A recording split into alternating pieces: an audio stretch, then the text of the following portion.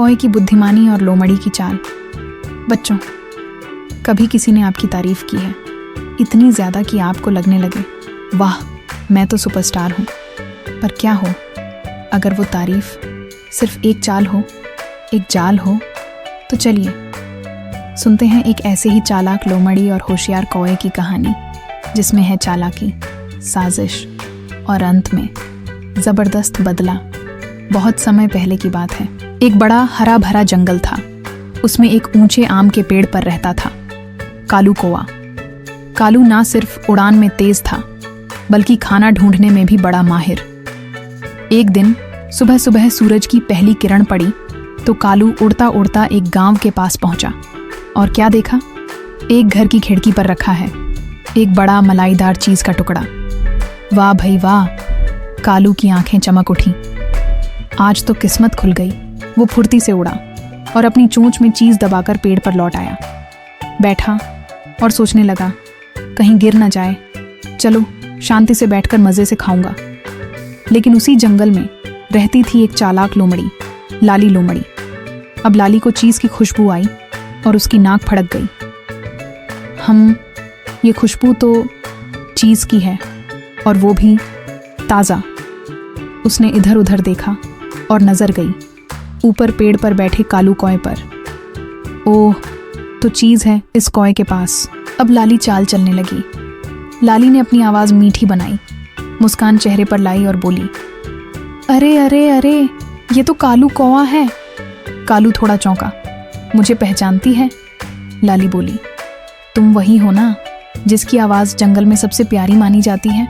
उफ पफ, जब तुम गाते हो तो लगता है जैसे कोयल भी शर्म से चुप हो जाए। अब तारीफ सुनकर कालू का सीना चौड़ा हो गया। सच में इतनी प्यारी आवाज है मेरी? लाली ने आंख मारते हुए कहा, एक बार गाकर तो सुनाओ, सबको पता चले कि कालू कौआ असली रॉक स्टार है। कालू अब खुद को रोक नहीं सका।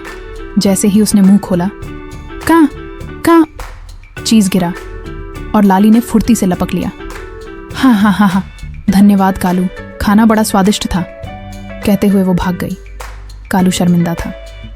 इतनी तारीफ और मैं बेवकूफ़ बन गया। लेकिन बच्चों, असली कहानी अब शुरू होती है।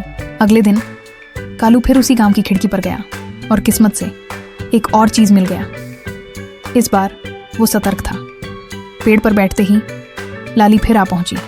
ओह हा कालू, आज तो तुम और भी हैंडसम लग रहे हो। लेकिन इस बार कालू चुप, न मुंह खोला न मुस्कुराया। लाली ने फिर कहा, गाओ ना, तुम्हारी आवाज़ मिस कर रही हूँ। कालू ने चीज़ को अपनी पंजों में पकड़ा और बोला, अरे वाह, तो फिर सुनो। लोमड़ी की चालाकी सब जानते हैं। अब तारीफ से नहीं, अक्ल से काम लेना है। लाली हक्का बक्का रह गई। ओह नो, ये तो अब समझदार हो गया है। कालू ने मुस्कुराते हुए कहा, अब तुझे मीठी बातें नहीं, भूखी हालत ही मिलेगी लाली बहन। लाली शर्म से भाग गई और कालू ने आराम से चीज खाया।